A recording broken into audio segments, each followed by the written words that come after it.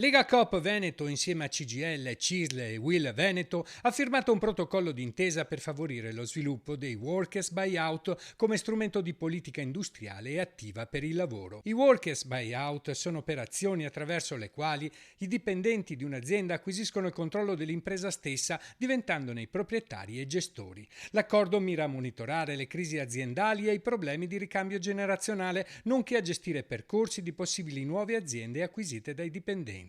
L'obiettivo principale dei workers buyout è preservare posti di lavoro e competenze locali, nonché mantenere attiva l'attività economica dell'azienda sul territorio. Questo è uno strumento che può essere messo in atto e può preservare sia l'occupazione ma anche proprio la realtà produttiva del territorio. Noi abbiamo un tessuto industriale, soprattutto delle piccole e medie imprese, dove gli imprenditori hanno un'età avanzata e crediamo che questo sistema possa favorire anche un ricambio generazionale. In secondo luogo è importante questo protocollo perché questa fase di grandi incertezze, di grande turbolenza dal punto di vista economico e produttivo impone anche modelli nuovi per la gestione delle imprese. Finora Lega Coop ha accompagnato 10 aziende in crisi finanziaria o in fase di chiusura in Veneto, coinvolgendo oltre 160 lavoratori con un fatturato complessivo di oltre 35 milioni di euro. Un osservatorio sarà istituito per analizzare le situazioni, promuovere la conoscenza dello strumento e supportare i percorsi avviati.